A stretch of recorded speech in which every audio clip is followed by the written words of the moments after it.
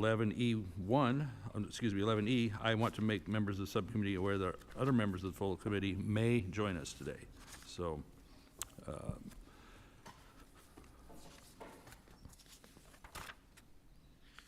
Mr. Costa. So, with that, once again, welcome. Today we'll be hearing from a panel of witnesses to discuss the national forest system, state and private forests, and the many issues before the U.S. Forest Service and the communities located in those forested areas. Today's hearing is also an opportunity to receive feedback on these important issues and recommendations on what Congress could do to encourage more active management of our forests, to restore them, improve forest health, encourage the use of more forest products, and very importantly, reduce the threat of catastrophic wildfire in areas that are the highest risk of these ever-present dangers. That last part is especially important. In the West, we continue to witness devastating wildfires year after year as millions of acres of forest land are burned annually. The loss of forests, homes, property, wildlife, the environmental damage, so much more than we should be enduring. So it unfortunately continues to be a challenge as we constantly face this in the West. The increased severity and impacts of wildfires is a result of inadequate management, in some cases outright mismanagement of our forest lands over decades. In this year alone, more than 47,000 wildfires in the U.S. have burned more than 4 million acres of land. As of yesterday, we have some 66 large fires currently burning in 12 states, including in the West, Idaho, California, Montana, Washington, Oregon, and several others. Early in the year, we saw an unprecedented urban fire situation in Southern California, which is indeed an unfortunate example of what can happen if we aren't prepared for these threats in all aspects. What was once a fire season, especially in Southern California, seems to be now more of a fire year, a constant year-round effect. Even now, fires rage across the northern eastern parts of my own district, my colleagues in Oregon, Nevada, as we named them off, burning thousands of acres of land and devastating wildfires that ultimately are preventable. It's a crisis. More needs to be done to increase the pace and scale of forest management and reduce the levels of hazardous fuels across our forests. We need every tool in the toolbox. We need to be thinking about partnerships and management on a much larger scale than we have in the recent past. I appreciate many of the actions taken by this administration this year to do just that, specifically the identification of new acreage in need of treatment and plans to ramp up the use of emergency authorities. Those are good starts. Another promising initiative is the effort to increase timber harvest levels above the current targets. For decades, harvesting in the national forest has remained far below previous levels and below the amount authorized in current plans. Increasing these goals will help support forest products, rural communities, and overall management of the national forest system. With all that in mind, Congress still has much more to do to support the agency, the states, counties, tribes, and other partners to accelerate forest management. Last year's House Farm Bill, the Farm, Food, and National Security Act, provided a variety of new tools and authorities intended to expand partnerships, continue cross-boundary management, improve environmental processes, and help grow new markets for forest products. These are positive reforms that will help land managers store our forests and protect communities by reducing the threat of wildfire. I support these reforms. I'm hopeful this committee and Congress will soon pass a new farm bill, the rest of the farm bill, and see these many improvements signed into law. Thank you to all our witnesses for being here today, as well as our colleagues on the panel. Your experience and testimony as a witness are invaluable to this committee and Congress as Congress considers ways to better manage our forests and truly improve wildlife conditions. And with that, I'd like to also specifically acknowledge from my home district, Carrie Monahan from Moortown Rancheria for traveling all the way from California. I know what that's like. Welcome to all of our witnesses, and we look forward to your testimony and perspectives. And I will now yield to our ranking member, Salinas, for any of her opening remarks. Well, thank you, Chairman LaMalfa, for convening us today, and thank you to our witnesses for being here and making the trek out. And I especially want to thank Dean DeLuca, who has consistently provided my team and me with valuable input that informs our work here in Washington. I know the Dean's testimony and answers today, along with the perspectives of our other distinguished witnesses, will give this subcommittee important insights as we consider the future of active forest management across the country. I want to be clear at the outset of this hearing, active science-based management is not about clear-cutting large swaths of forests. It's about targeted thinning, prescribed fire, fuels reduction, and other practices that restore balance to ecosystems and reduce wildfire risks to our communities. We can prevent and combat catastrophic wildfires without irreparably harming and damaging the habitat and ecosystems we require to survive as humans. Unfortunately, even as the need for active management has grown more urgent, recent actions by the Trump administration have undermined the Forest Service's ability to actually meet that challenge. The Department of Ag's proposed reorganization, which would centralize staff and research in distant hubs, threatens to strip away local expertise and the trusted partnerships that are essential for success. That includes longstanding collaborations with institutions like the Oregon State University. Workforce reductions have only worsened the problem. As many as 5,000 Forest Service employees have been lost this year when the agency already isn't meeting its needed staffing requirements.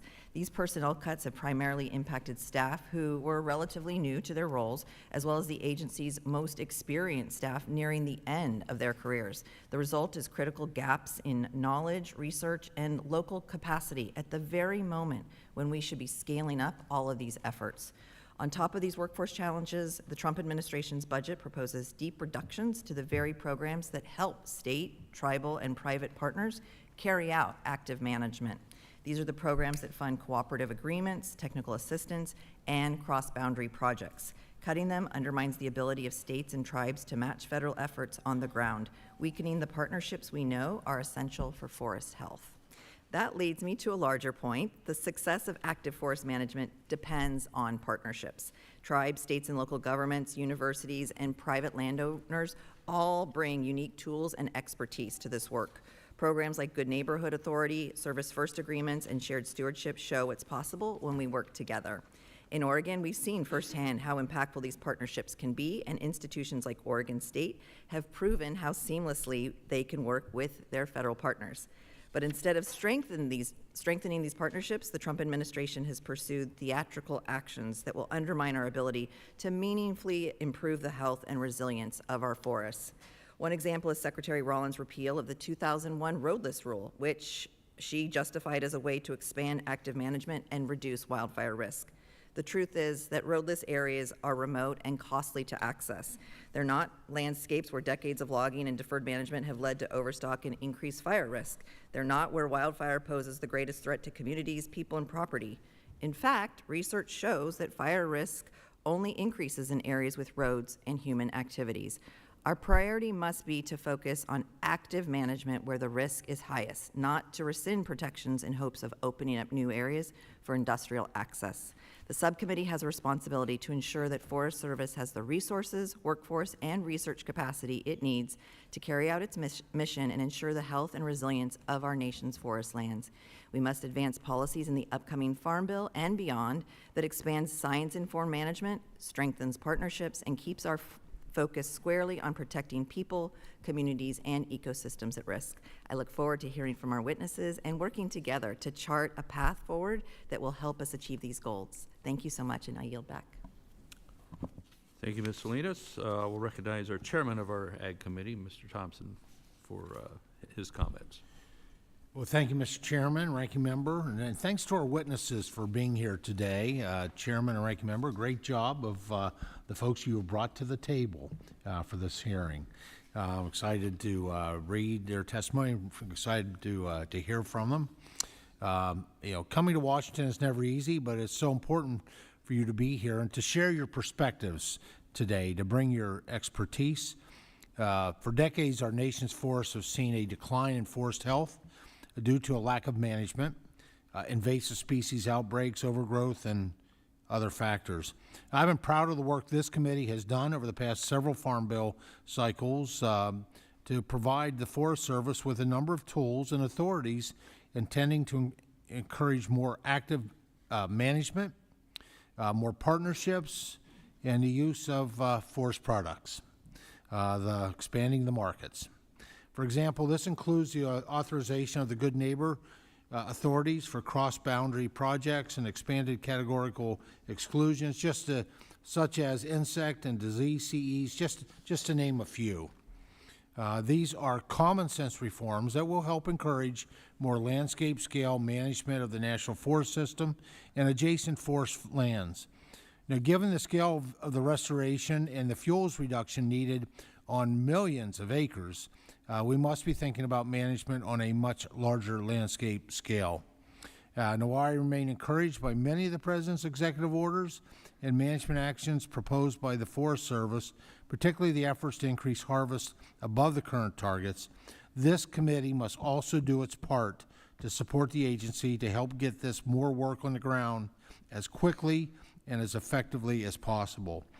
Last year, this committee favorably reported the Farm Food and National Security Act to deliver a new farm bill for rural America. Title VIII, the Forestry title, expanded on the good work that this committee has done in the 2014 and 2018 farm bills in a variety of ways to encourage more management, more market opportunities for forest products, and common sense improvements to environmental processes and Forest Service administration. We're now 2 years past the original expiration of the 2018 Farm Bill, and the time to act on a new law is now. I look forward to hearing from our witnesses on how we can encourage improved forest health and resiliency, and what this committee should also be thinking about to further support forest managers and rural communities. And with that, Mr. Chairman, I yield back. Thank you, Mr. Chairman. I'll recognize our ranking member, Angie Craig, for any comments you'd have to make. Thank you so much, Mr. Chairman, and thank you to my colleagues for organizing this hearing, and especially to our witnesses for taking time out of your busy schedules to be here today. I'm pleased to see the committee engage more on forestry issues, and specifically the current conversation about the future of the U.S. Forest Service. I cannot overstate my concern over the hollowing out of the Forest Service in recent months. We have lost countless dedicated public servants, many of whom held wildfire certifications, served on the line during fire season, and played essential support roles for the agency's core functions. In total, the agency has lost more than 5,000 employees, amounting to nearly 15% of the total workforce. I hope our witnesses will speak to the effect this downsizing is having or may have on the Forest Service's ability to fulfill its critical mission. Many of this administration's policies regarding the Forest Service are deeply concerning. They have recklessly proposed slashing federal funding for state, tribal, and private forestry programs that provide critical technical and financial assistance to forest landowners and land managers, helping to conserve our nation's forests and protect vulnerable communities from wildfire. I know we have witnesses here today that can share with us the importance of these Farm Bill authorized programs. The President's budget also included the total elimination of funding for all but one of the Forest Service's research and development programs. The world-class scientists at Forest Service research stations throughout the country work every day to develop early warning technology that keeps our communities and firefighters on the front line safe. They analyze data to identify where we are most vulnerable to fire, landslides, or insect and disease outbreaks, and test responses so that we can protect our communities with evidence-based management practices. My colleagues on this subcommittee cannot ignore the risk this administration is taking here in managing these critical issues. Proposals to move wildfire activity out of the Forest Service, especially during an active fire season, are ill-informed and threaten the agency's comprehensive approach to forest management. Additionally, the administration's announcement to rescind the 2001 roadless rule puts our forests at greater risk of wildfire, watershed degradation, and wildlife habitat loss. There are more high-priority acres that need management to reduce these risks than we currently have capacity to treat. We should target these rather than reopening a decades-old political fight that is sure to result in litigation. I share this administration's goal to increase active management on federal lands, and I agree that more board feet need to come off our national forests to reduce the risk of megafires, which is the added benefit of supporting the wood products industry. But do we even have the staff capacity to accomplish our timber goals? And if we eliminate Forest Service R&D, will the wood products industry end up suffering more than it benefits from changes to federal policy? More recently, the USDA's half-baked reorganization plan promises to consolidate forestry research scientists and jeopardizes the work they're doing with universities and other partners throughout the country. Simply put, all these decisions undermine the Forest Service's statutory requirement to manage our nation's forests to meet the needs of present and future generations. A 5-year farm bill represents a serious opportunity in front of this committee to not only address the common sense issues that everyone agrees need to be made, but also the challenges and concerns which undermine the Forest Service's mission and threaten forests across the country. Only if a farm bill process is truly and meaningfully bipartisan and devoid of poison pills will we be able to provide stability to the Forest Service, clarify congressional intent on the agency's operations, and challenge some of the administration's most ill-informed and rash decisions. I look forward to working with my colleagues, our witnesses, and the broader forestry community on the way forward. Thank you, Mr. Chairman, and I yield back. Thank you, Ranking Member Craig. Normally, this would be the time I would have the witnesses give their testimony, but we have multiple committees today, so I'd like to have the opportunity for our members here to be able to get their work in here before they would have to go. So I'm going to recognize Mr. Moore for 5 minutes with a statement and questions of the panel. So panel, be ready, and we'll get to your comments in a moment here. Thank you. Thank you, Mr. Chairman. Thank you for our witnesses. Thank you to our witnesses for being here today. I recently sat down for a conversation about the future of space mining and how we might one day source minerals and metals from beyond Earth to fuel innovation here at home. But there's one resource the scientists have yet to find in space, and that's wood. The Lord put our forests right here on Earth, and they remain one of the most renewable, reliable resources we've been blessed with, all while supporting jobs, communities, industries across Alabama and our entire nation. Mr. Dane, your testimony described the Fix Our Forest Act as comprehensive forest management. In your view, what are the most important forest management reforms provided by that legislation or the Farm, Food, and National Security Act? Mr. Chairman, committee, thank you very much for the opportunity to talk about that. The Fix Our Forest Act, first of all, is a forest management and a wildfire mitigation piece of legislation. The the logging industry are just merely tools to help accomplish those objectives in the Fix Our Forest Act. Now, there's quite a few things that are included in the Fix Our Forest Act. One of them, I know this is somewhat controversial, is litigation reform, but there's no denying the fact that litigation has dragged out billions of board feet of timber management for protracted periods of time and resulted in many lost opportunities. So litigation reform is important. Let me see here, the Fix Our Forest Act, obviously they're looking at increasing the scope and scale, or pace and scale of forest management, and that's extremely critical as well. The western states particularly that are dependent upon federal timber have been choked out in many instances to the point where the supply was not there to support the mills remaining viable. In California alone, there were 150 mills 25 years ago. They're down to 27 mills there. So increasing the available timber supply is vital to supporting the infrastructure that's necessary for forest management. As an example, if there's no market, there's no management. So the litigation itself is slowing the process of getting the timber to the mills. Is that kind of what I'm understanding, Mr. Dane? Is that part of it? What else is causing issues? That's part of it. I mean, it drags it out for multiple years. And as an example, fire salvage timber that is put up for sale can be dragged out 6 years before it can actually go to market. 18 months after the fire goes through, the value of the timber is useless, except for anything more than biomass. So if we could salvage that within that 18-month period, we could add value to it and utilize that timber. That's an example. Gotcha. Mr. Dane, retaining sawmills, obviously an increase in forest product infrastructure continues to be a challenge in many areas. Given that the industry is a key partner in managing forest, do you think there are ways that we can help sustain and support new processing and infrastructure? I think the lawsuits is part of that, but what else do you think we might could do from Congress's standpoint to help?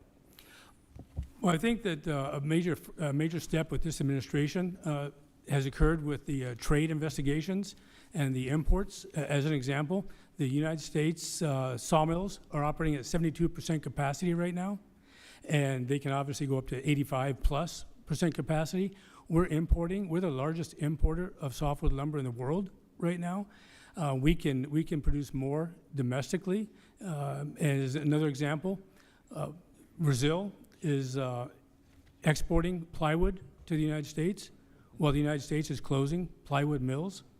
So trade is a very big factor regarding increasing market share and supporting the current infrastructure. All right, Ms. Barnes, one last question. I've got about 45 seconds. We know coordination between state, local, and federal land managers and fire responders is an ongoing workload.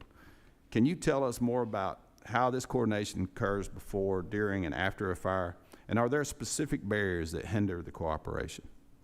Yes, thank you for the question. Interagency coordination is key, especially in the state of Utah. State, local, and federal partners work together in a seamless space of how to respond to wildfires and how to do forest management.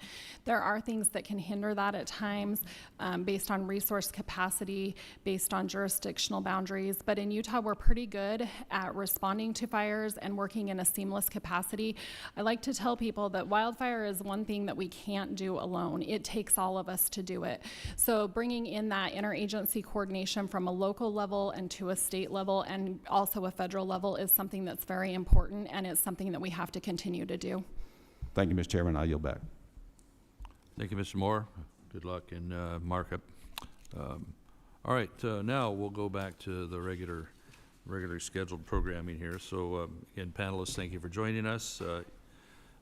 You know the rules. Each of you have 5 minutes, and so just watch the timer and watch the colors on the stoplight, and you'll know what to do. So let me first introduce Ms. Jamie Barnes, the Utah State Forester in the Division of Forestry, Fire, and State Lands of the Utah Department of Natural Resources. So take it away, 5 minutes. Thank you, Chairman Lamafia and Ranking Member Salinas, and members of the subcommittee for holding this hearing today and for the opportunity to testify before you on behalf of the National Association of State Foresters. My name is Jamie Barnes. I am the State Forester and Director of the Division of Forestry, Fire, and State Lands in Utah.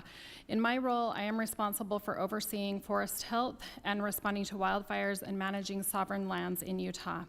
Established in 1920, the National Association of State Foresters is composed of the directors of forestry agencies in 50 states, D.C., and all the U.S. territories, nations in compacts of free association. State foresters have been tasked with implementing national forest policy priorities for over a century, providing technical assistance to landowners and managing 76 million acres of state-owned forested land that supply critical timber. State foresters also work cooperatively to improve the resilience and productivity of federal lands. State foresters work to advance resilient landscapes and provide effective wildfire response across 1.5 billion acres. NASF, the only non-federal entity on the National Multi-Agency Coordinating Group, is a critical part of the National Interagency Fire Coordination that provides response on federal lands and manages the nation's largest, most complex fires. State forestry agencies and local departments respond to 80% of the fires nationwide. Under the first Trump administration, state foresters formalized their commitments to greater partnerships through shared stewardship with the Forest Service and other agencies. Utah is on our second shared stewardship agreement, the first being signed in 2019 and the second in 2022. Utah has had great success bringing partners together and stakeholders together to focus on the right work in the right place at the right scale. A total of $30 million has been invested in active forest management actions, which include work in critical watersheds that are high risk for wildfires. With President Trump's recent executive orders, there has been a renewed emphasis on the role of states in assisting with pressing challenges facing our forests. Utah has taken a proactive approach with the Forest Service, engaging in conversations around a shared stewardship agreement or other supported model where we partner together in land management. Utah values the partnerships we have built in the state, and we support carrying out critical management objectives together to meet increased acreage targets, production goals, the ability to better serve our industry partners, and reduce wildfire risk in our rural communities, revitalizing these communities for our future generations. Good Neighbor Authority has been a critical tool for states to increase the pace and scale of cooperative federal land management while providing economic opportunities for rural communities. Through GNA, Western states have completed over 66,000 acres of fuels and forest health projects, 291 timber cells across 98,000 acres of federal lands, and generating over 840 million of board feet of timber. However, the ability for GNA to meet current national needs is dependent on 4 levers: sustaining the forest, state, and private forestry programs, integrating state federal project planning, dedicated and predictable funding for the GNA projects, and state discretion and operational autonomy under GNA. State staff with GNA responsibilities are frequently supported by a broad range of federal funding. On average, state forestry agencies would lose 20% of their workforce capacity if Forest Service private and state forestry programs were defunded. In addition, predictable and increased funding for GNA projects cannot be understated because not all states have Forest Service lands that have robust timber markets or marketable timber. Forested lands in Utah are one of the state's most valuable natural resources. They provide scenic beauty, wildlife habitat, clean air, and supply timber products. Most of the forested lands in each of the state are held by private landowners or by the Forest Service.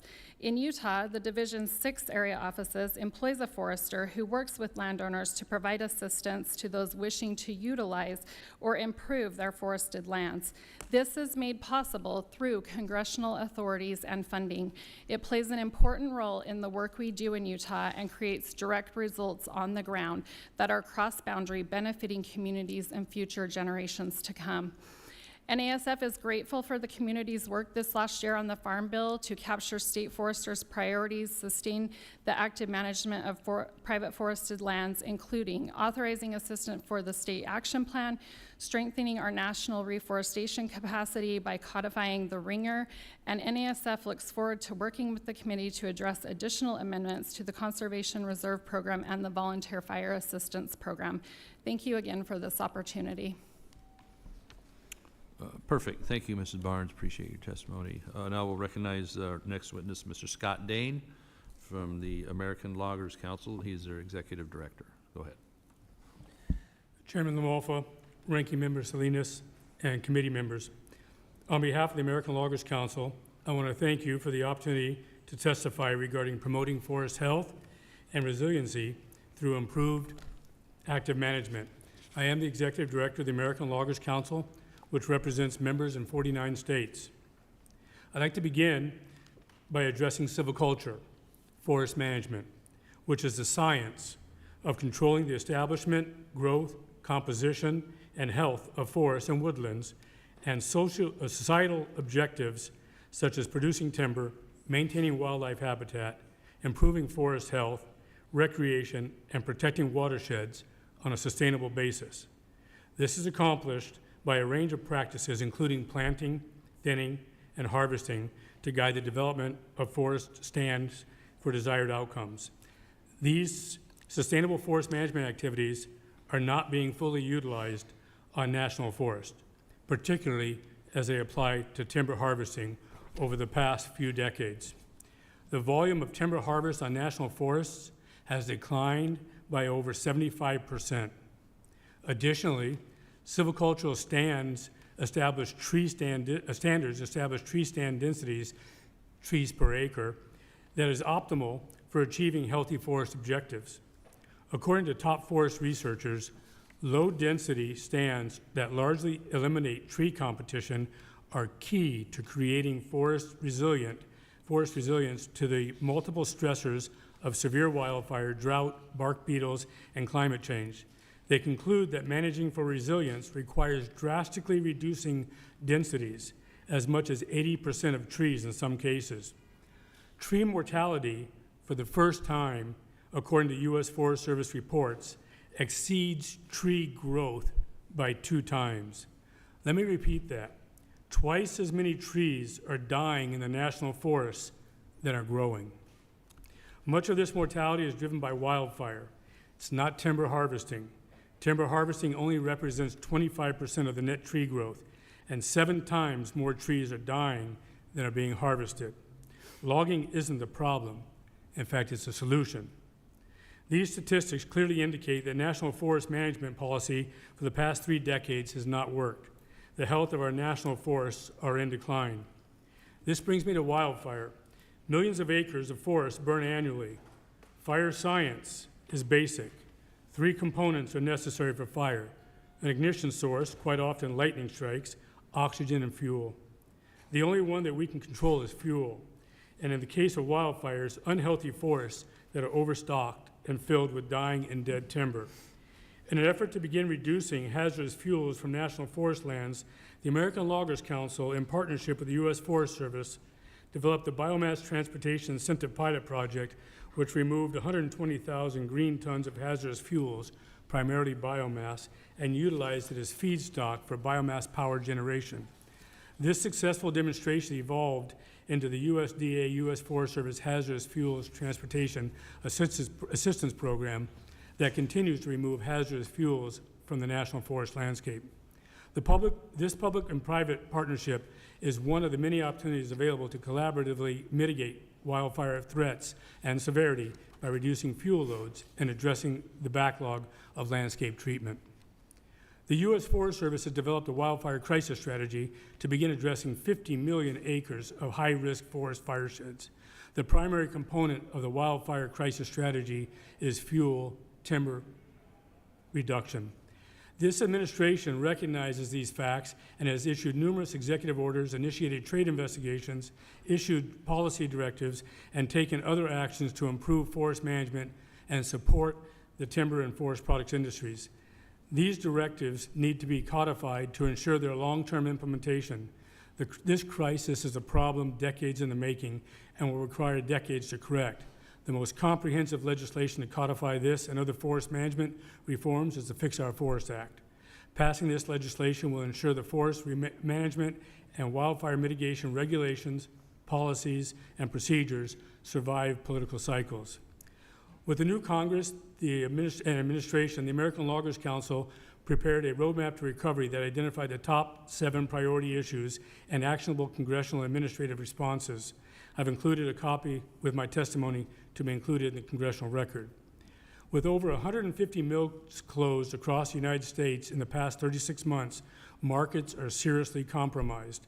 To promote forest health and resiliency through improved active management, markets are necessary. No markets, no management. We are at a crossroads. Congress and the administration must take action to improve forest health through active management before the logging and mill infrastructure deteriorates to a point that forest management will no longer be possible. Thank you very much. Thank you, Mr. Dane. Appreciate your testimony. We'll now go to our next witness, Carrie Monahan, who's the Director of Natural Resources at the Moortown Rancheria of Maidu Indians in Northern California. You have 5 minutes. Thank you, Chairman Thompson, Chairman LaMalfa, Ranking Member Salinas, and other subcommittee members for the opportunity to speak here today. As you recognized in your remarks, we face a nationwide forest health crisis, and in the West, fires are the #1 public safety, forest health, and environmental concern. Healthy forests are critical to the environment and to the economy, to rural communities, and to tribes. Tribal governments like Moortown Rancheria, a federally recognized tribe in Northern California, can be a force multiplier to address this crisis, and we are already doing so through an innovative model using the Service First Authority.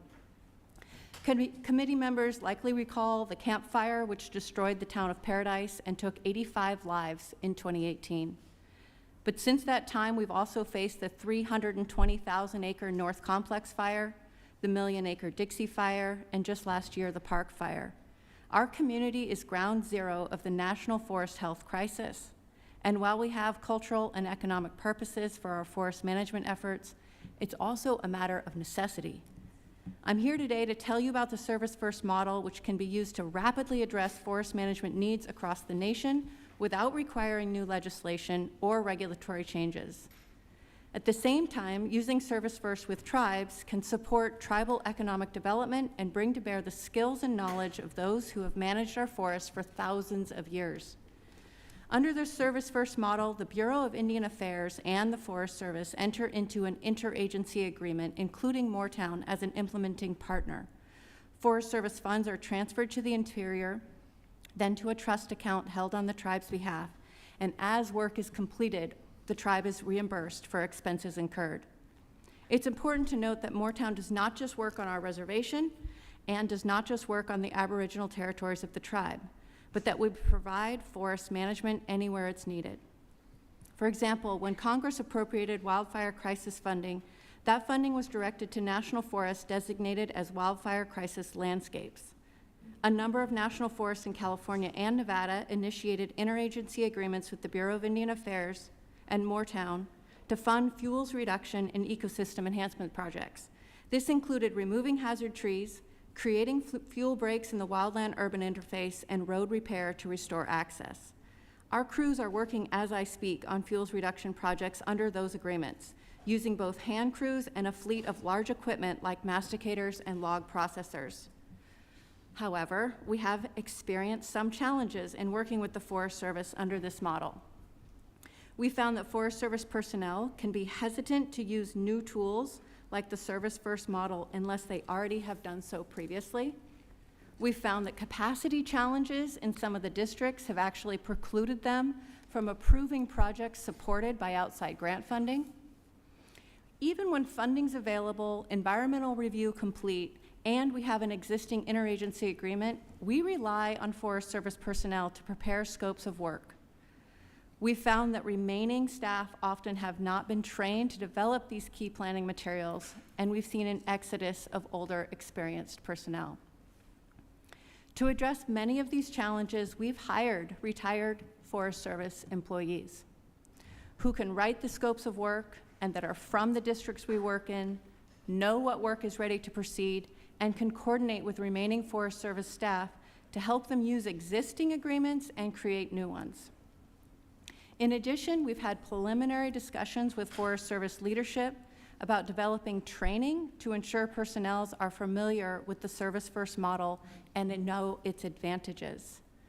We are fighting a war on catastrophic wildfire, and we are trying to get ahead of it with basic forestry practices, while recovering from decades of forest mismanagement in an era where the Forest Service is reeling from major personnel reductions. In summary, Moortown Forestry has demonstrated that tribes using interagency agreements with the BIA and Forest Service is the most efficient means of deploying forest management funding, and it's working. Looking forward, we hope that the committee will support more widespread adoption of the Service First model, help us secure training for Forest Service personnel, and when appropriating forest management and wildfire crisis funding, recognize that Service First is the most efficient means of getting projects underway. Finally, I'd like to close by thanking Chairman Lamalfa for his long-term support of the tribe and our forestry program, and Chairman Thompson and Chairman Lamalfa for visiting us in Northern California to view the impacts of wildfire firsthand, and for inviting the tribe here today. Thanks again, Ms. Monhand. Appreciate your testimony, and we'll listen to our final witness, Dr. Thomas DeLuca, from the Dean of the College of Forestry at Oregon State University. You have 5 minutes. Thank you. Chairman Lamalfa, Ranking Member Salinas, and members of the subcommittee, thank you for the opportunity to testify today. My name is Tom DeLuca. I serve as the Dean of the College of Forestry at Oregon State University. Decades of timber harvest and fire suppression on federal forest lands, followed by a precipitous decline in active management in the 1980s, starting in the 80s, resulted in a large portion of federal forests being dangerously overstocked, vulnerable to insects and disease, and at high risk of high-severity wildfires. I applaud meaningful actions that can accelerate and increase science-informed forest management to improve forest health and resilience. The current administration has prioritized action on federal forest lands.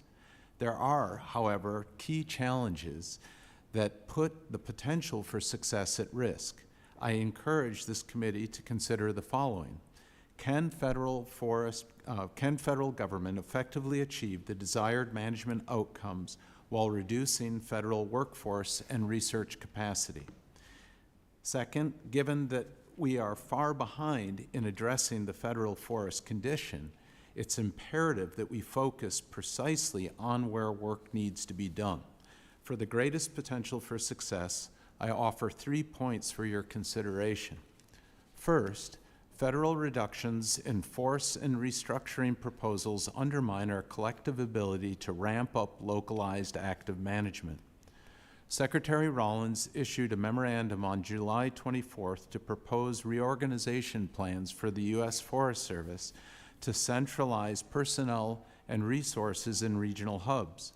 While this may offer administrative efficiencies, this action risks undermining the foundation of effective natural resource management by losing local knowledge and partnerships, trust, and ecological specificity that's critical to effective natural resource management. Workforce reductions initiated earlier this year are already constraining federal capacity. The agency's research and development arm has dropped by about 25%, or nearly 400 permanent employees since 2024. Over the same period, the Pacific Northwest Research Station, co-located on OSU's Corvallis campus, staff has declined by 60 positions, or 24%.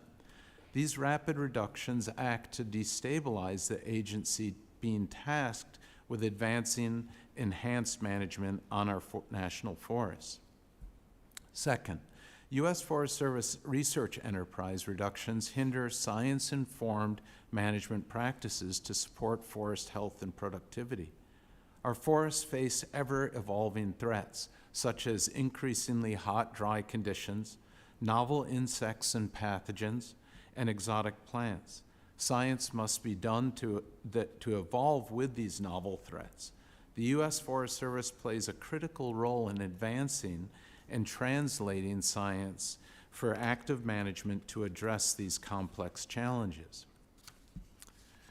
Equally important is the role of the U.S. Forest Service Experimental Forest Network. Long-term ecological data collection at sites such as the H.J. Andrews Experimental Forest in Oregon have provided irreplaceable insights into how forests function for more than 75 years.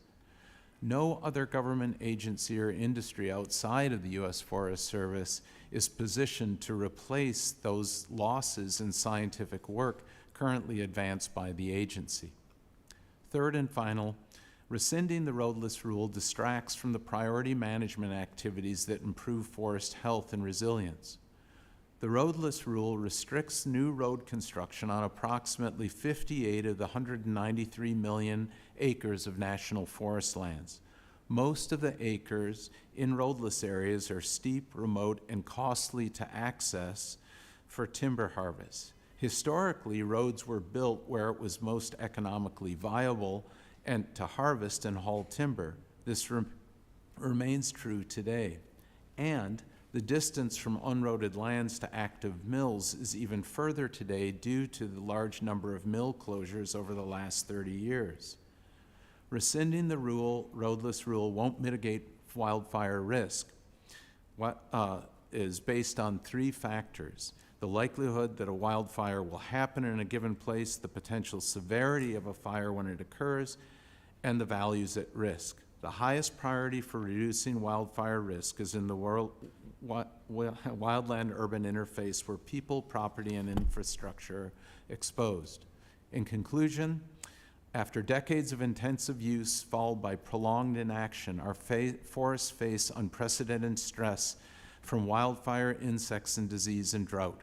We must implement proactive management at a meaningful scale informed by robust science and supported by a prepared workforce and regional infrastructure. Thank you for the opportunity to testify today. Thank you, Dr. DeLuca. We will now go to member questions, and I'll recognize first Ranking Member Salinas. Thank you, Chairman LaMalfa. So let's just dive right in. Dr. DeLuca, your testimony gave us some valuable insight and overview of the importance and impacts of partnerships between universities like Oregon State and the Forest Service in advancing research and skilled workforce development. Can you share and dive in a little deeper on some examples of research and or projects of the College of Forestry that you might be working on with the Forest Service right now? And how do these projects help inform federal land management? Yes, we work directly with the Forest Service on innumerable projects. Some that are particularly of relevance to this committee would be on the wildfire water security project, which deals with looking at the effect of wildfire on municipal drinking water quality and availability. And that work was a joint project between U.S. Forest Service and several universities, including Oregon State University. That project was actually rescinded just recently, but it is an example of the type of work we're doing together. We also have the extensive work on the H.J. Andrews Experimental Forest. It's the longest standing long-term ecological research site in the nation, and it's a collaboration between the U.S. Forest Service and Oregon State University. And in that site, it has burned 3 times in the last 4 years. We've had fires on that site 3 times in the last 4 years, which opens up incredible opportunities for studying wildfire recovery and restoration, and those are projects that are being initiated on the forest today. I'd go on, but I want to be recognize time limitations.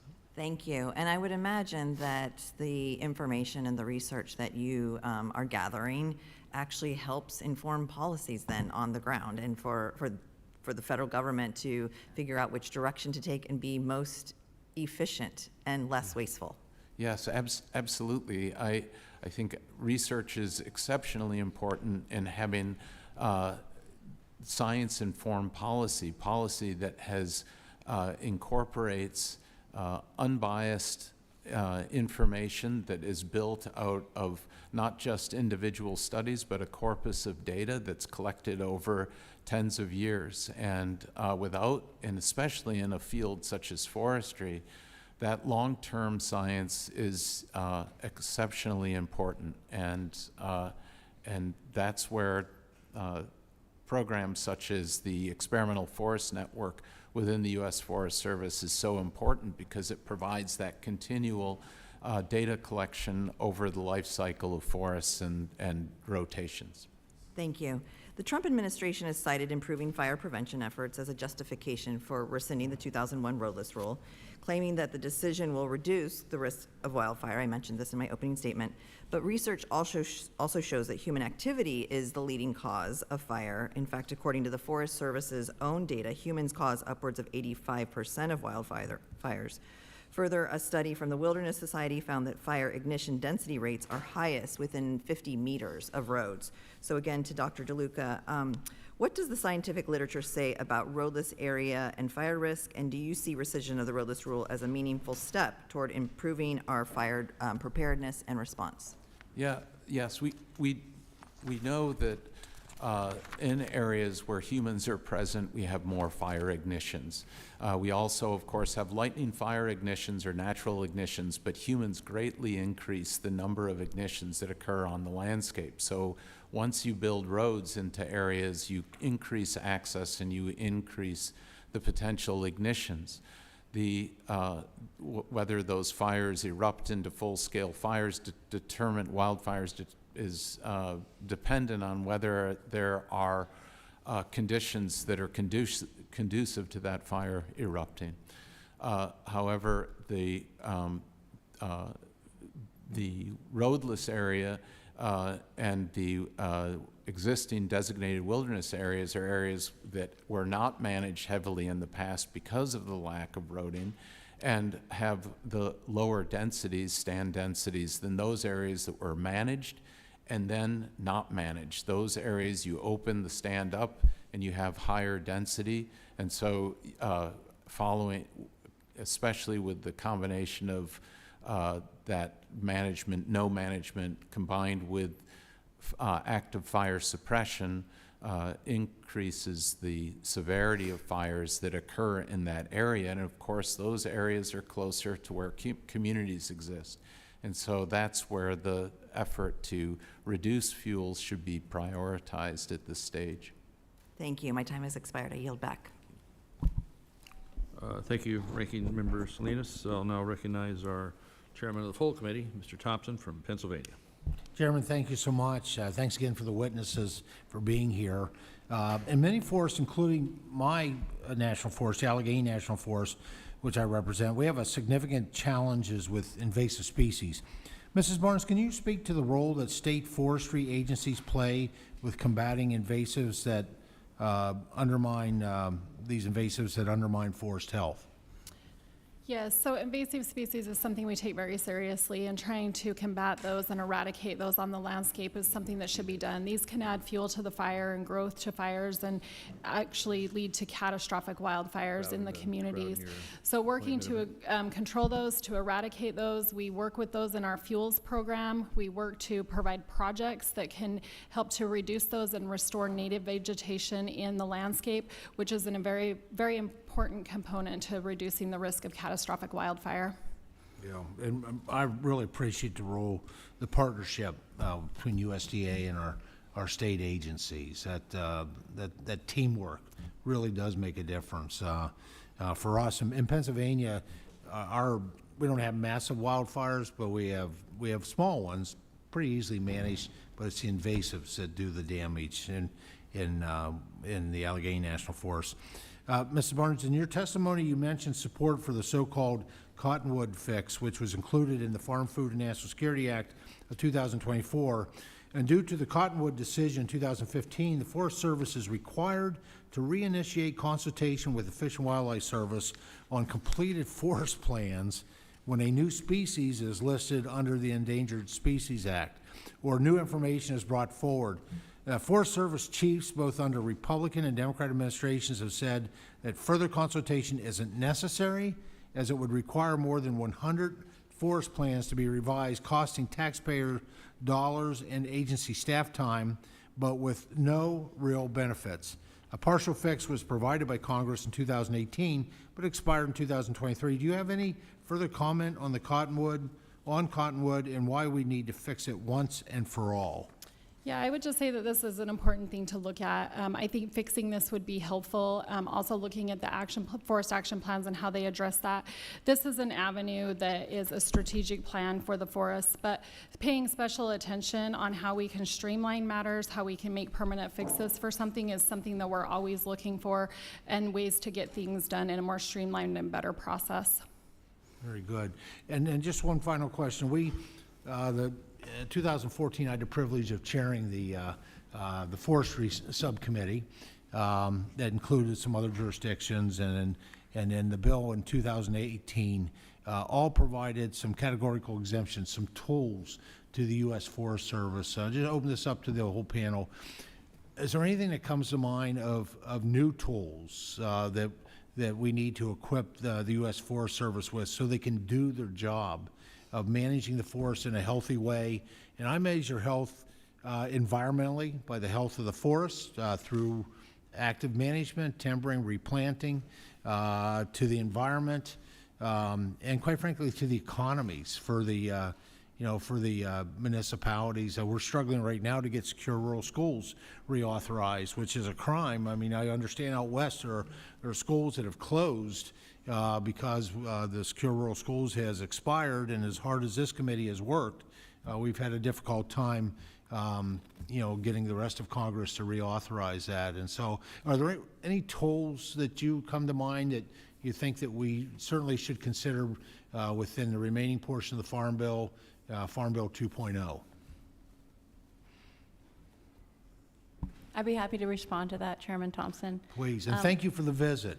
Heck yeah, that was great. Hosting our great chairman and I, we had a great visit to your headquarters there. Very impressive. We're very honored to have you come visit us. My testimony today is speaking about a process, an agreement type that's already in place that would allow much of what you're talking about to continue to go forward. And the challenge that we have with that agreement type is that our Forest Service partners aren't familiar enough to feel comfortable using it when it's new to them. So one of the opportunities we have is to work with them on training so that they can use a Service First agreement. The Service First would not necessarily allow harvest. It's basic forestry practices, right, to allow for fuels reduction, prescribe fire, but we'd need other tools to do more sustainable harvesting. And that could be the Good Neighbor Agreement. And again, that's new to them, this new version of it. And that's what takes time.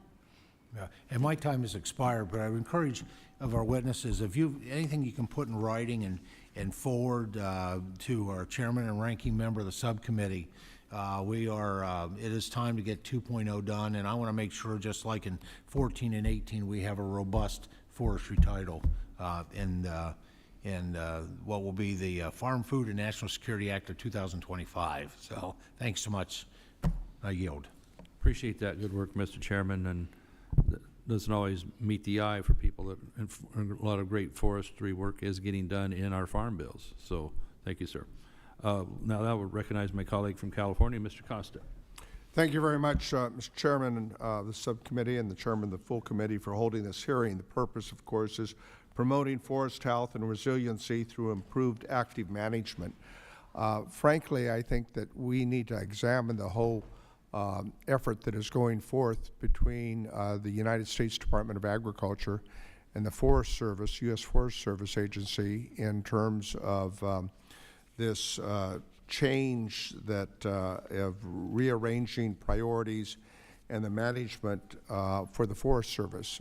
Frankly, I am puzzled, and I think I've suggested to the chairman that we need to have greater oversight in this Reorganization Act, because I don't think it's clear how ultimately what the goals are going to be and how it's going to impact the mission, in this case, of the U.S. Forest Service. You know, I've been here for 21 years, and I think through administrations of both parties, there has been a lack of focus and emphasis on the two areas that we're talking about here today: forest management and the efforts to provide support for fire suppression. And what we've done is we've had a series of circumstances in which we appropriate money for forest management, but the fire season, as the chairman noted in his opening statement, is no longer a season, but it's year-round throughout the West. And we run out of money to deal with the fire suppression. We borrow that money from forest management, and we don't do a very good job in either, in my view. Let me, to the point, talk about an effort that took place by a number of us a few years ago to provide a 10-year wildlife crisis strategy, which invested $1.4 billion to deal with forest management. And Dr. Monahan, I didn't get a chance to see you last night, but I'm glad you're here because I'd like you to comment on this. It deals with 10 high-risk landscapes in 8 western states. It was a tragedy that what occurred in Chairman Lamoffa's district in Paradise, as we all noted. We had the Creek Fire in my area some few years ago that lasted 2.5 months and burned over 400,000 acres of Forest Service. Right now, as I speak, we have the Garnet Fire. In 2 weeks, it has consumed over 60,000 acres, and it's 15% contained. I am wondering exactly what we're doing. And the Forest Service, the USDA, has removed from their website this effort on the Inflation Reduction Act on $1.4 billion to manage these 10 high-risk areas.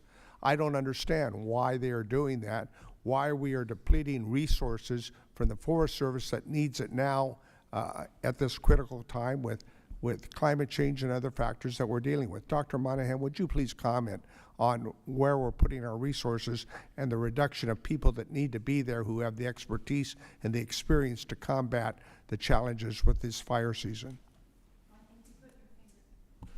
Thank you. I think you put your finger right on it, Congressman Costa. We've separated fire from forestry. Fire is an important part of forestry and can actually be good fire to help manage our forests and keep it so that catastrophic wildfire doesn't destroy them. Because we've literally separated those funding streams at the very, very top, we currently have a forest management system that responds to catastrophic fire And it makes after no the sense. fact. I mean, it's inconsistent. Correct. We need long-term sustainable funding for ongoing forest management that really has nothing to do with harvesting huge amounts of trees. These forests require constant work and maintenance, and prescribed fire needs to be a part of that, right? As does other types of fuels reduction, so we can get to it. Absolutely. We've lost over 20% of the giant sequoia trees since 2015. And right now, this Garnet fire is threatening another sequoia grove. And we need, I wrote a letter yesterday, many of my California colleagues supported it, to the Secretary of Agriculture to put a potential focus right now. They're using Chinook helicopters for night flying, which is good. But we need to provide other resources so that we don't have a repeat of what occurred during the Creek Fire some 3 years ago. I agree completely with you. I'm very, very sad to see what's happening to the sequoias right now, and really this is about getting ahead of the next catastrophic wildfire already. Yeah, my time's expiring here, Mr. Chairman, but I think Mr. Dane talked about the closure of 130 efforts to provide logging resource. And there's a lot of complexity that's involved in our supply chain that I think we need to really examine when we look at supply of wood materials from not only Canada but from Brazil, and how we keep our supply chain focused and aware that makes sense for all the multiple uses that we use for wood products. And I know that we don't have time here, but there's a lot of facets to this important subcommittee hearing. I commend you for doing that. I would like to say one other thing. I'd like to invite the U.S. Department of Agriculture and the representative from the Forest Service to testify before the committee as to what this reorganization means and what their end game is. Thank you, Mr. Costa. That's certainly our intention is in further hearings to have them in and get a handle on where we are right now. This committee wants to be more active on that work. So thank you. And to your other point too, we need to have longer term commitments from Forest Service supplies so that we can have the milling capacity, have the confidence they're going to be able to have a return on investment should they invest in more milling capacity. That'd be huge. So, and lastly, you mentioned some of the tragedy in our district. I'm sorry you got a big fire going in yours. This is actually was presented with two gavels, one for the car fire in Northern California and one for the camp fire. This is not an oversized gavel. I've just shrunk a little bit. So, but, with that, The tragedy of our fires in the state and the West is something that I think we all share. big time, sir. Yes, and our colleague in Oregon as well will deal with that. So, let me recognize Mr. Baird for his opportunity. 5 minutes. Thank you. Thank you, Mr. Chairman, and thank you, ranking member, for holding this session. And then I always appreciate the witnesses making the effort to be here to give us your insight into whatever industry we're talking about. And you know, I got a brother that's involved in the forestry business or in the industry. In Indiana, we have a lot of hardwoods, both red and white oak, cherry, walnut. And since we're talking about forestry management, the last thing I knew out of Indiana that through forest management, we end up having more growth than we do in the harvest. And so the timber is continuing to grow more than we're harvesting. And the other thing that I think we need to keep, and this is just a comment, but you know, timber plus the wood industry plus the furniture business really provides us a long-term carbon sequestration, carbon storage. So I think we ought to give the forest industry credit for doing that. But I better get back on course here, Mr. Chairman. Mr. Scott, you laid out the serious decline in forest health and the urgent need to reduce hazardous fuels through active management. As Congress works to pass a farm bill this year, what provisions do you believe are the most critical to include now, so we don't lose more time in tackling the wildfire crisis and supporting the logging industry? And I know you've probably addressed that in some of your other comments, but give you an opportunity to review that. Mr. Chairman, Congressman, thank you very much. When it comes to reducing hazardous fuels, the obstacle there is, what do you do with the low value, no value hazardous fuels, small diameter, unmerchantable timber? And we're really limited on what we can do because of the lack of infrastructure to utilize that. And we find that the only viable markets right now for that are biomass power generation, and they have been cut out of the tax credits that they've been a part of for many, many years. And so that jeopardizes those existing markets. Now, if we can develop new markets, such as sustainable aviation fuel from forest-based feedstock, to utilize that, that's great, but we're not there yet. So we need to support the biomass power sector as the only viable option for utilization of hazardous fuels in many cases. As an example, when the Inflation Reduction Act passed and there was money for hazardous fuel reduction in there, I spoke to the White House and I said, that's terrific, but what are you going to do with the biomass once we collect it? And they said, what do you mean? I said, we have such a limited infrastructure to utilize that, that we don't really have the ability to transport it 100 miles or more under the current cost structure. So they said, what are you going to do with it? I said, we're going to push it up in a pile and we're going to light it on fire and open burn. So that's an example of why we need to have the markets to support the utilization of hazardous fuels. You know, I can't resist asking, when you talk about the biomass, I can't resist asking this question about biochar. You know, if there's any comments you care to make on that in that regard. Yes, there's quite a few developments in the biochar sector. In fact, I was meeting this week with a couple of representatives that have biomass power plants, and they are going to site biochar facilities on their biomass power plant sites as well. So it's a new product, but it has a lot of potential, and forest-based feedstock would be the primary feedstock for developing biochar. Thank you. And we got about 1 minute left for me. So any of the other three of you have any thoughts in that arena? Well, just really briefly following up on the biochar issue, one of the key things that has to happen for biochar to be successful as a product is to demonstrate its value. It isn't like applying a fertilizer. It doesn't yield a direct yield response that you know what you're going to get out of it in a given year.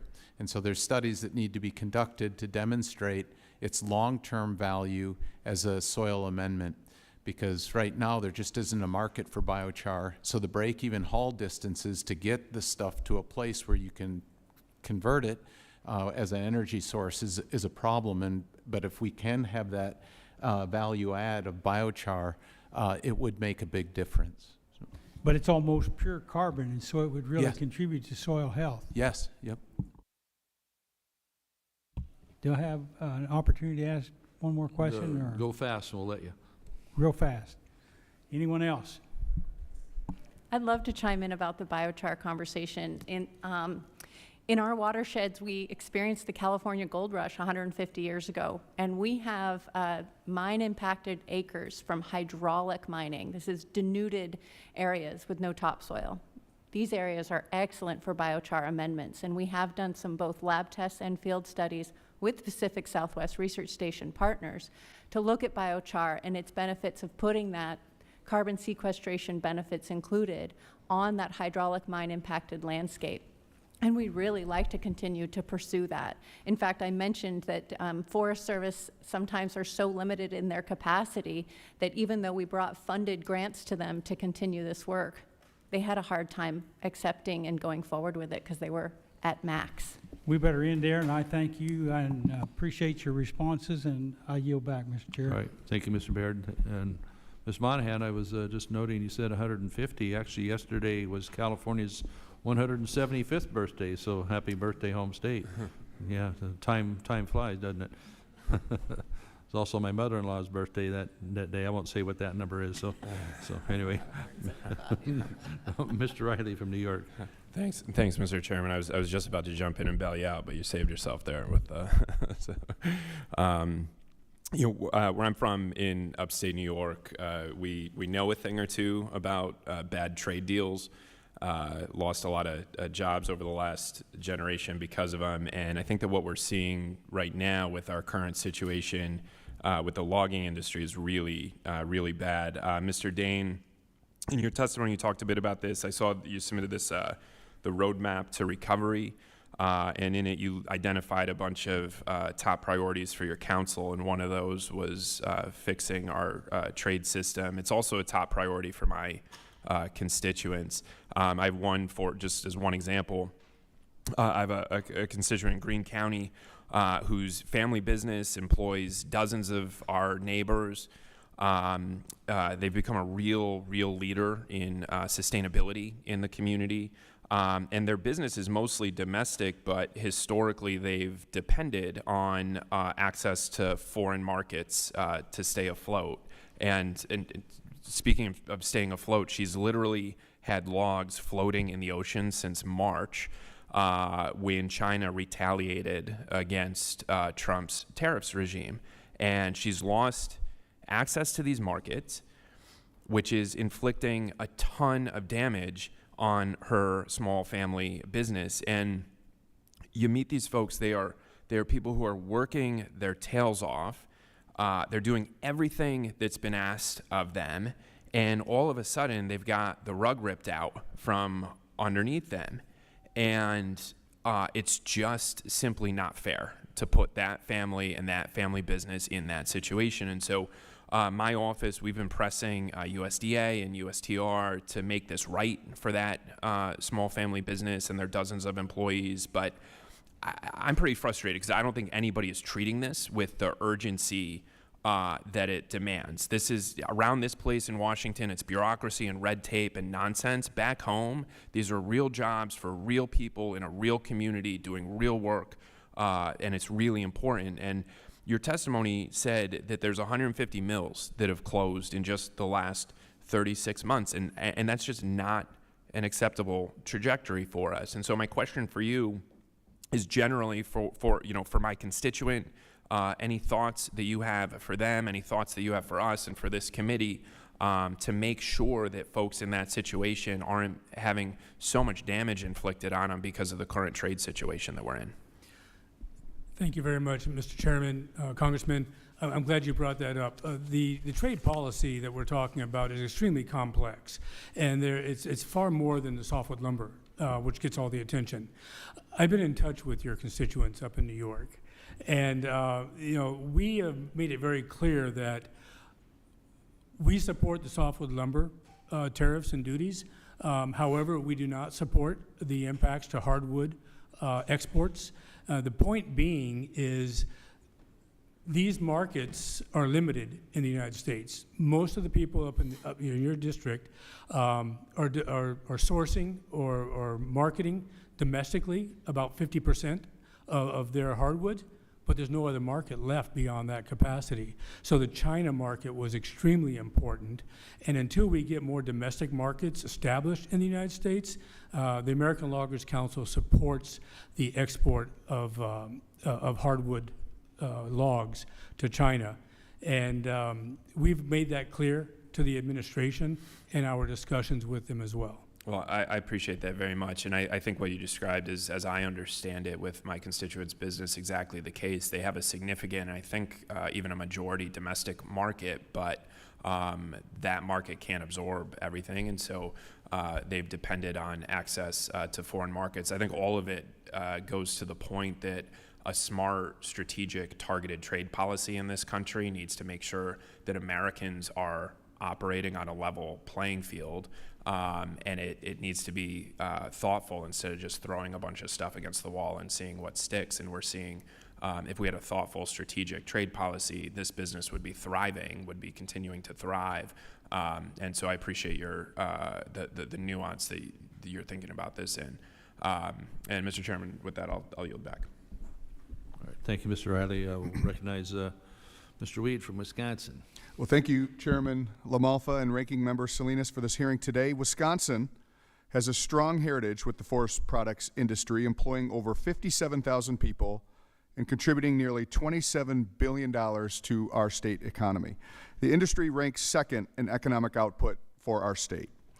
Wisconsin has been a leader in the lumber industry for nearly 200 years, and I'm proud that my home county, Brown County, is the leader for the state in terms of jobs and output. Without proper management of our forests, the rest of this incredibly important industry for Wisconsin's 8th district would cease to exist. As far as forest management, I am proud to represent the Menominee Nation, who are frequently recognized as managing one of the most sustainable forests in the world. I'm proud to serve on this subcommittee for this reason, and I've enjoyed being able to learn more about the state of American forestry and how we as Congress can do a better job. So as I got to Congress, I immediately recognized the importance of Wisconsin's timber and paper industry, and specifically maintaining and improving the safety and efficiency of it. Even though it's a transportation and infrastructure referred bill, I wanted to reference how proud I was to introduce the bipartisan Safe Routes Act to promote exactly this by opening up more short-distance routes for loggers. Mr. Dane, and I'll open this up to anyone here, what are some more creative ways we could promote safety and efficiency for loggers?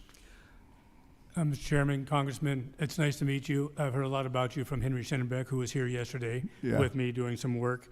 A couple of things to think about. You referenced the Menominee tribe, and they are known nationally as one of the most productive forest programs in the country.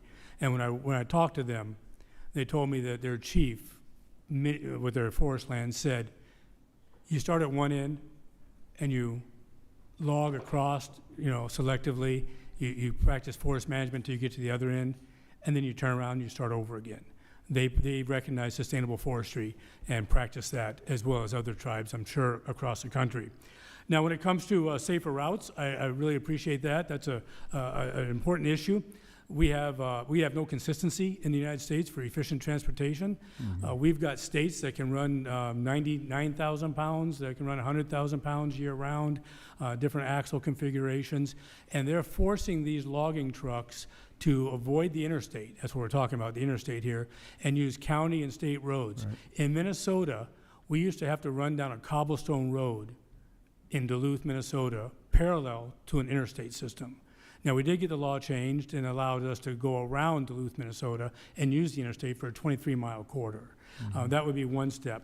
Another thing for the Farm Bill would be the future careers in logging. Workforce development is a critical issue.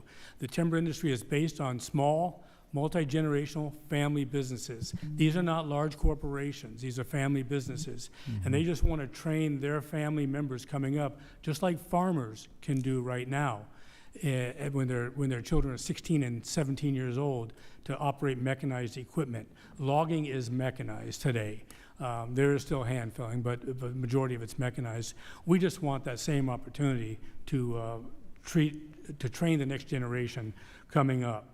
The Secure Our Rural Schools that was mentioned here. For the first time, it's not funded, and it's going to be catastrophic. This was designed to replace funding that was lost by the reduction of federal timber harvesting receipts to keep these communities that are forestry dependent whole. And so Secure Our Rural Schools is important. And then Loggers Economic Assistance and Relief Act was recently introduced by Congressman Golden, and it's co-sponsored by Congressman Pete Stauber from Minnesota. We need to have some safety nets in place for these industries when markets are closing and stuff. And then, of course, the biomass power under the renewable fuel standard and the tax credits would go a long way as well, sir. Great. Well, thank you. Anyone else? We have about 30 seconds.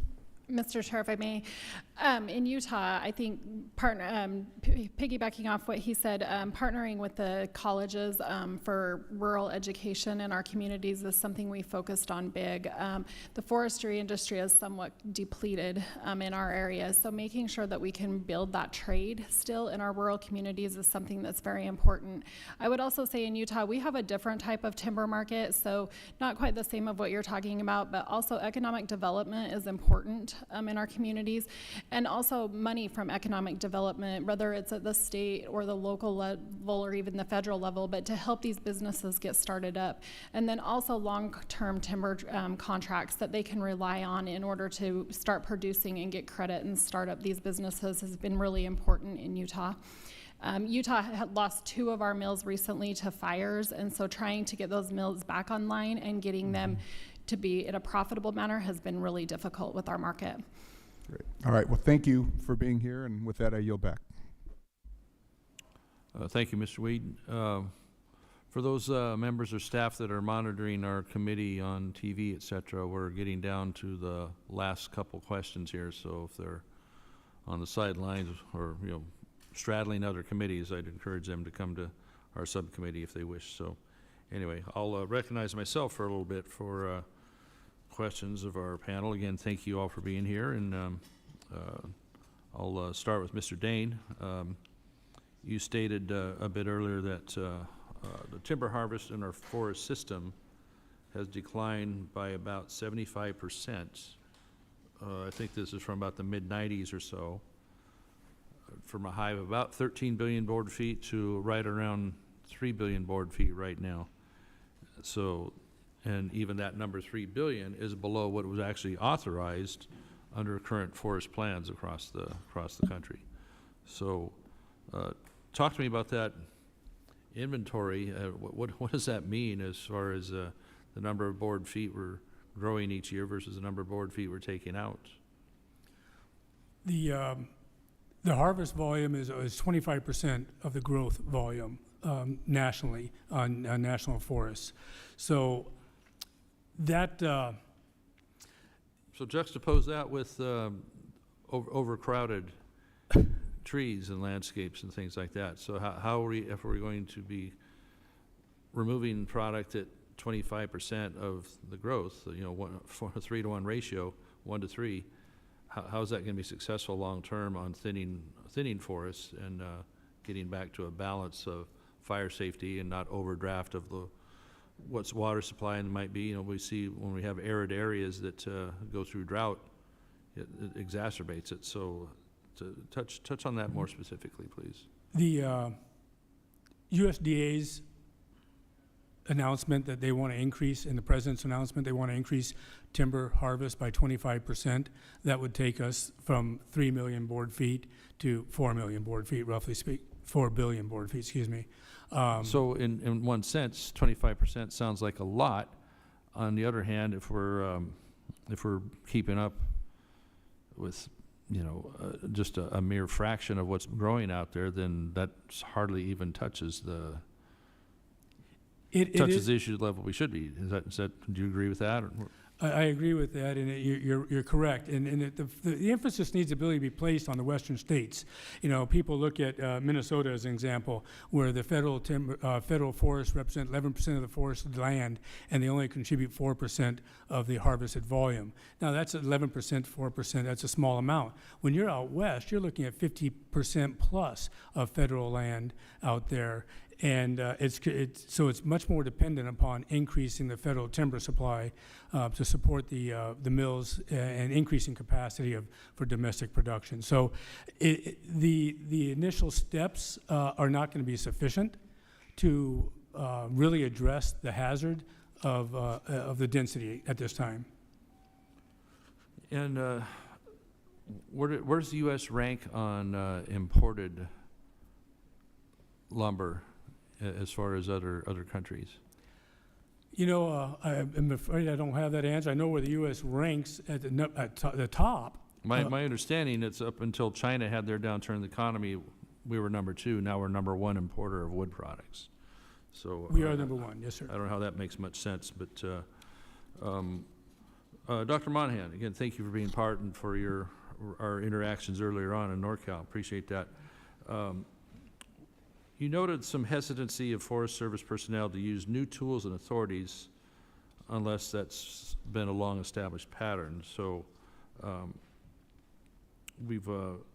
there's been discussions with Forest Service on developing training to help familiarize staff with such authorities. So can you talk a little more about what it takes to get personnel up to speed to be either aware of them or be comfortable or even aggressive on implementing them? Thank you, Chairman LaMalfa. The idea or the discussion we had with Chief Schultz and his Office of Tribal Relations, Reed Robinson, was to try and provide training materials that came from the Forest Service for the Forest Service, and that would be the most effective way to have grants and agreements folks, for example, become familiar with how to utilize the Service First Authority with tribes that are coming towards them. We work mostly with people directly in the districts, right? The silviculturist, the forest engineer, sometimes the forest ranger, to be able to identify work that's needed. Those are different folks than the ones that are doing the grants and agreements. And that connection between the two is not something an external partner can necessarily be the best at making. And so by having those kinds of trainings, that's what we're hoping to be able to improve efficiencies for. Thank you. My 5 minutes is expiring, but we're going to go to a second round, so I'll recognize my colleague, Ms. Salinas, here for her second round. Thank you for the additional time, Chair LaMalfa. So the President's budget, so I'm going to go back to you, Dr. Monahan. The President's budget proposal includes significant cuts to states, tribal, and private forestry programs. And as we've been talking about, these programs provide technical and financial assistance to landowners and resource managers to help sustain the nation's forest and grasslands, protect communities from wildfire, and restore forest ecosystems. Can you dive in a little bit deeper and describe how Moortown Rancheria interacts with these programs and what their elimination would actually mean for you and your tribe? Thank you for the question, Ranking Member Salinas. We're in a time of great change. We're at an inflection point, and we're looking for the most efficient way to do the most basic forestry practices. And sustained funding for ongoing forest management is going to be a critical piece of that. Right now, the funding that we have the most types, is wildfire crisis funding. So it's after the horrible thing has taken place. It's that crisis funding that comes down to the districts, and it's a response to the wildfire. I think that forests have been in need of ongoing sustained funding for a really long time, and that'll be ongoing. And would their elimination harm localities' ability to implement responsible forest management practices? And what would the effect be for economic development for tribes? Every tribe does forestry a little bit differently. For our tribe, it could be devastating to not have federal partners in order to do this work. Thank you. All right, so I am struggling with trying to figure out what the administration's plan is around forest management. I'm hearing so many different things. And so, Dr. DeLuca, this question will go to you. You know, adding a billion board feet of harvest on federal forests, and then this competing idea that we're seeing increases in pest and disease and wildfire risk, and I'm not sure how you reconcile a calculated board feet harvest with our goals on ecosystems and reducing pest, disease, and wildfires. Can you help explain how we get to balance and some of the scientific research around that?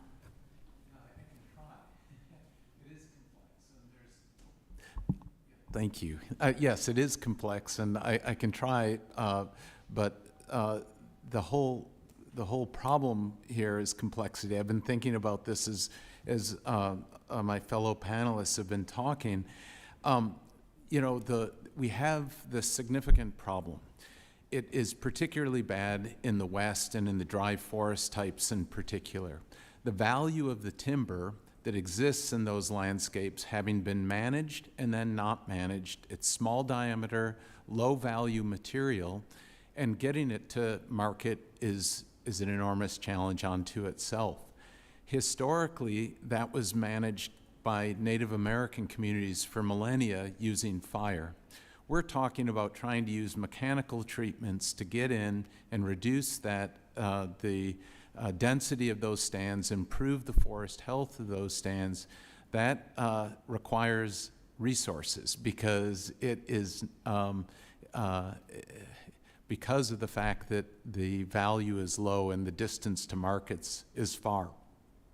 So it's very complex. At the same time, the value of timber has dropped through the floor recently, and mills are in trouble. The existing mill infrastructure is in trouble. So as we're trying to ramp up production on federal land just by 25%, where is that going to go? It does provide an opportunity for private landowners to go into a longer rotation, but they have to be able to sustain that longer rotation in terms of economically, is it viable to them?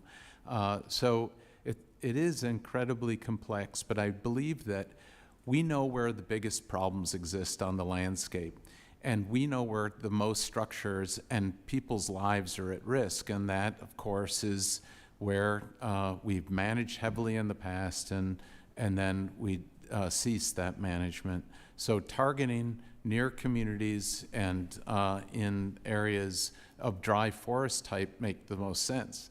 The problem is the highest value timber isn't going to be located there. It's going to be in wet, more moist forest types and in areas where, yes, forest health treatments are needed, but that may be that it's not at the level of priority as the dry forest types, which lack the mill infrastructure. So sorry to just amp up the complexity, perhaps, but I think that Dr. Moynihan's point about fire having been a part of this landscape, it is a fundamental part of the ecology of these forests, and we need to learn how to live with fire and how to work with fire. And that means using those mechanical treatments that allow us to get fire back on the land and then allow fire to do the work that it normally does in a way that doesn't threaten communities and threaten lives and economies. There's also more to say about private land management and the amount of timber that's being generated there versus what's being generated on federal land, and putting that in that global context, because yes, we are importing 30% of our total lumber demand is coming from outside the country, and it's coming from places that don't have the environmental laws like we do have here. And so we actually export an environmental footprint that we don't have necessarily here in this country, and that global context needs to be taken. Sorry, I went over a little. No, thank you. Thank you for your response. I only gave you 3 minutes to explain something very complex. Thank you. We can loosen up here a little bit at the end, so that's all right. Let me come back to you, Dr. Moynihan, on we were talking about the personnel and ability to get at the tools and use them a little bit more. Is there any more you wish to finish on that thought before we go to the next thought? I think I said the most important things. I just think that we do need those folks that are familiar with the districts and are designing the treatments that need to be done in those areas to continue to do the work that they're doing on the Forest Service side, if you will. Well, I guess I was more specific on newer tools and newer ideas that and authorities, exclusions, et cetera. Hasn't been the participation or desire to use those tools as strongly as, there's a lot of frustration out there. Yes, so, that's correct. It yeah. is definitely people using what they already know or what they were trained to use, and those older ways of doing work are in general less efficient than using their tribal partners through the Service First Authority. What do we need to take it to the next level? Do you see pent-up demand or roadblocks towards having more tribal and local participation as more towns been doing and trying to partner with others on? I think that's the opportunity we're looking at squarely in the face and trying to figure out how to do that. Using Service First for harvesting timber won't necessarily be the right tool. We'll need to use the Good Neighbor Agreement, and thank you for this committee's work on that. It's very exciting. Again, we have a couple of folks that are interested in having that conversation with us at different forests. Are you seeing any impediments to do that right now from the government side, or is it a matter of just getting out there and getting after it? It will be interesting to see how it plays out. It will take time. The treatment has to be fully figured out in order to use a Good Neighbor Agreement. That's on the Forest Service's shoulders, and they're at capacity. So the extent to which that gets out to us will depend on their ability to get those treatments ready to be put into an agreement. That's a time-consuming process.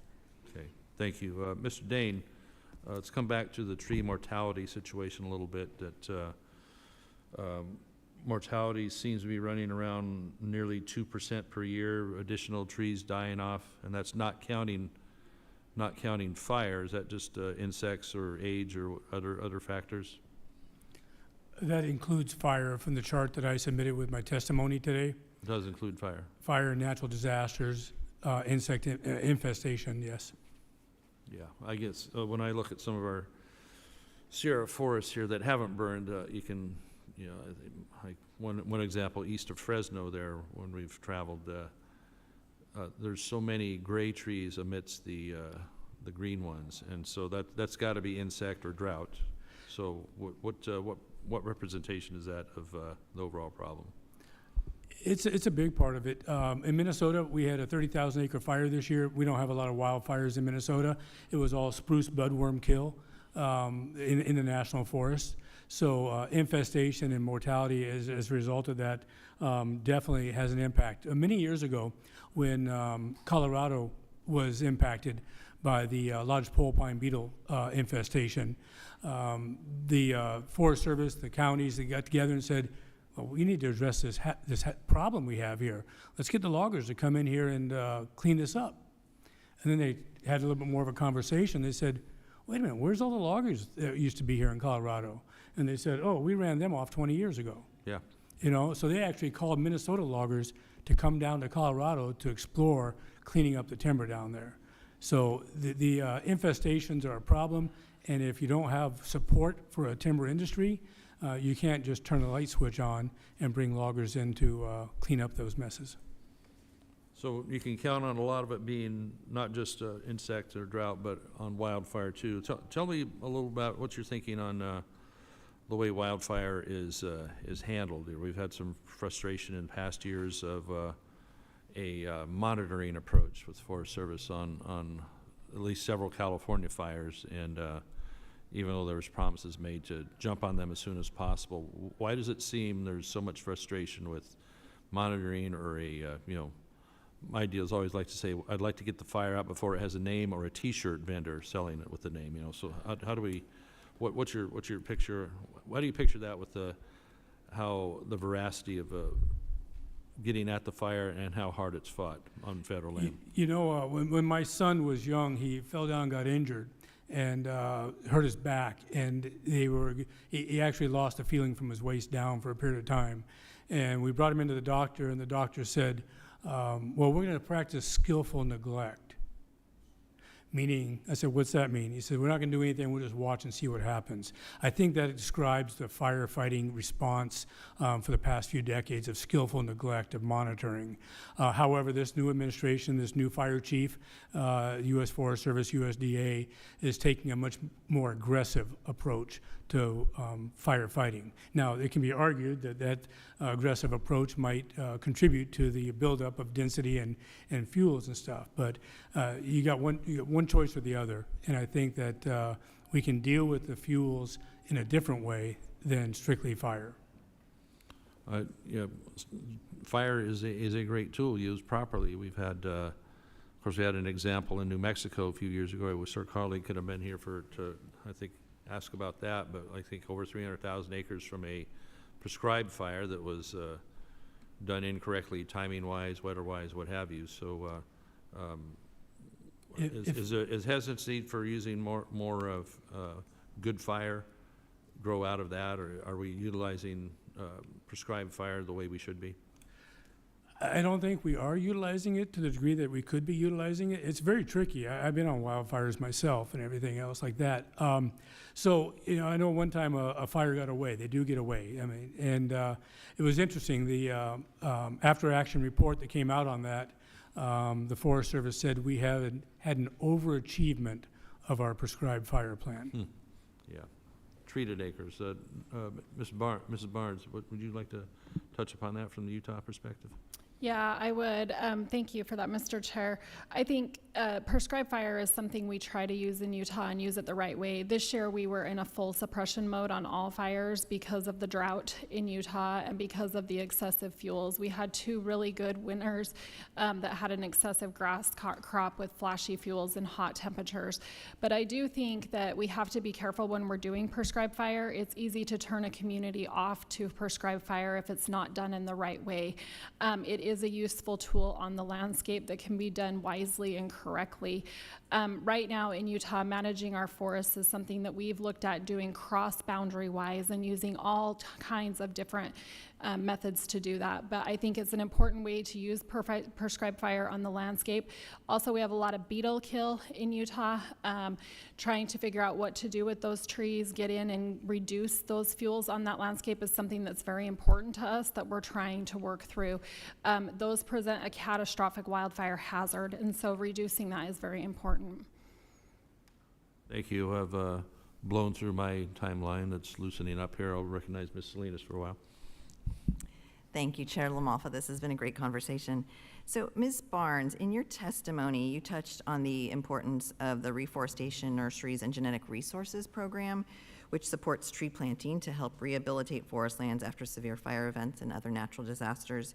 Can you share some more specifics as to why additional investment in the reforestation supply chain is needed?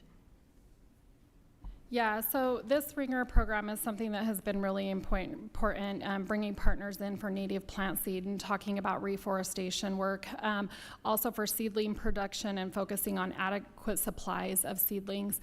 Unfortunately, in Utah, more than a few years ago, probably within the last 10 years, we lost our nursery in Utah. So we rely on other states now for that seedling production, or private nurseries in that area for that, or a seed warehouse where we do seeding, but don't have any of the seedlings. So ultimately, this is very important for forest resilience, landscape reclamation, and also just for the rehabilitation after extreme fire events. And it's something that really needs to be focused on. Thank you, and I appreciate that, given that I do have a big nursery industry in Oregon, so I do hope Oregon is a state that you look to, but would love to work with you on that program. Yes, that would be great. Okay, and I yield back, Mr. Chair. Thank you.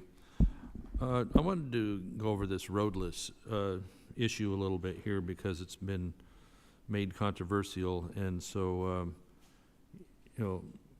Ms. Barnes, what have you seen in Utah and the other areas you have expertise on with previous roads?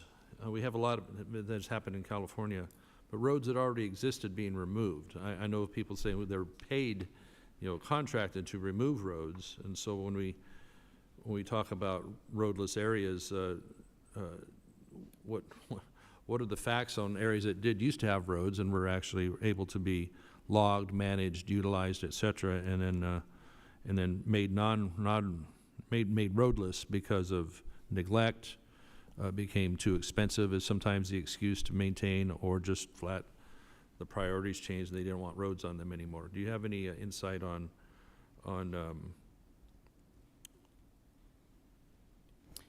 that inventory of roads going down versus some of the areas being talked about for possible new roads going in? Yeah, I don't have those exact numbers. I'd be happy to provide those with you as far as Utah goes on the inventory of the number of roads. The roadless rule in Utah. What's the trend feel like to you in Utah then? There's quite a few areas that have been closed off due to the roadless rule that prevents us from getting in and doing work in that area. But used to have roads? Correct, Or, yes. So they've been taken out? Yes. So with regard to that, Utah would support, being able to get into areas to do fuel mitigation work. The one thing that we can't control is where that fire starts, and that's the unfortunate place for us. The one thing we can try to control is the fuels, like I was talking about earlier. So being able to navigate through those areas and remove those hazardous fuels is something that we would benefit from, and also being able to reduce the risk of catastrophic wildfire. What do you think this contention that installing roads means more fire where the roads are versus how fires are caused? Because what I notice in my area is that you'll have many hundreds of lightning strikes causing fire of one size or the other versus, roadways that do have people going up and down them. Like the car fire in Reading was caused by a flat tire on somebody towing a trailer and ground the tire down until you made sparks and it got in the weeds. Even then, the response could have probably put it out, but that's a different story. So what about this idea that roaded areas are somehow a greater fire danger than natural causes such as lightning, et cetera? Yeah, I think there's truth to that. I mean, in Utah, we have a number of human-caused wildfires. Sure. One thing we've done in Utah is we've started what we call the Fire Sense program, and that's changing human behaviors of how humans start wildfires. We've been really successful at reducing human-caused wildfires in Utah. This is an educational campaign. We've been able to reduce human-caused wildfires. They were up in the upwards of 80%. We're now down into the 50 to 60%. So that's almost a 60% reduction in some years for human-caused wildfires. Unfortunately, this year we've seen some large fires on our landscape in Utah that have been caused by humans. We also get a lot of dry lightning in Utah, and that also causes fires. But I think focusing on what your number one cause of those starts are and starting campaigns like we have for Fire Sense that really focuses on that human behavior change is really, really important. I would encourage other states to look to Utah as we have had a lot of success in that area. But the one thing that we can control, and I'll go back to that, is just the fuels on the landscape by doing proactive work. And that's something that we're trying to get better at doing. Certainly. We've worked legislatively to try to have more clearance around roads and especially power lines too that would, we're not talking every Forest Service road per se of having a wide gap, but certainly along our highways, our freeways, the bigger roads, we need to have a wider buffer between them and the forested area. And Mr. Dane, would you touch on that a little bit too, please, with the roadless conversation? Yeah, Chairman, I really appreciate the opportunity. I was getting a little anxious there. I wanted to chime in there. The roadless rule was an end run to block access, and particularly for logging and mining. That's my opinion, okay? However, it was an artificial restriction. Before the roadless rule, for 100 years, forest management was working just fine. So according to the American Forest Resource Council, nearly half of all roadless acres are located in areas rated as high or very high wildfire risk. Since the roadless rule was enacted, more than 8 million acres of roadless forests have burned, highlighting the consequences of limiting access and management. Mm-hmm. And so the roadless rule was merely put in by the Forest Service as a guidance or as a rule. It wasn't made by a change of the law, correct? Yes, it was a rule. In fact, if you look back at the history of it, there were quite a few comments opposing it from within the Forest Service. Within the Forest Service, okay. So I guess the winds change on that a little bit, don't they? So do you have any more you want to do? You kind of sorted last time. Okay, all right. Well, I could go all day, but I don't think everybody wants to do that, We're pretty fired up about this issue. So I'll close a little bit on the personnel, which is indeed a difficult one, but with Forest Service, that we know that they have over 11,000 firefighters on hand, which actually is above their stated goal for 2025. So we indeed have employees leave the agency, and some do hold red cards, and those are able to be recalled. And a handful 300 of them came back that actually ever had fire experience. So the numbers we're talking about on the firefighting side we're not out of bounds. So it indeed will come back to the thought that staffing is a challenge. We had a hiring freeze that was initiated over a year ago under the previous regime as well. So, you know, it can go back and forth on that, but I think we'll continue to work to make sure that we have the best trained, best equipped as best we can, and we'll get through this, because we want great results, and the partnerships like Dr. Moynihan was working on, and those are pretty great. So we will, and many others around the country. So we want to expand upon that with more success in the Farm Bill. We still have to address the skinny portion of the Farm Bill, where policy changes and updates will be done here soon, and so hopefully we can get that done, right? So I think we're in a pretty good spot for today's hearing. I look forward to having more here soon. We've been trying to drink from a fire hose so far this year. So I'd like to have more of this activity, right, Ms. Salinas? Yes. And address it, because it's a big thing. It's an ongoing issue in the midst of this fire season here. Thankfully, it hasn't been worse, but I won't say that to people with 6-digit fires in their district too much. So anyway, let me get to the legalities here quickly, and we'll... Mr. Chair? Did you have a closing thought? Just quickly, yes. Okay, let me recognize Ms. Salinas for a closing statement. Thank you, Mr. Chairman, and thank you again to our witnesses for being here today. I think that, like I said, the conversation was very robust, and I think we had a lot of takeaways. And I am really concerned, actually, about our forest health and the capacity to address it at the federal level. And I don't think we're making the right investments. We weren't at a place of full capacity when I got to Congress in 2023, and the situation has only gotten worse. And from the witnesses today, I think we all do need to work together to figure this out, to make sure that we have market access and that a fair level playing field for the wonderful product that we do have here in the United States. And I think we have to figure out how we restore balance. But we do need the help of the federal government and the workforce that it provides, and the right training as well. And that was a big takeaway for me today. So I just want to thank again our witnesses.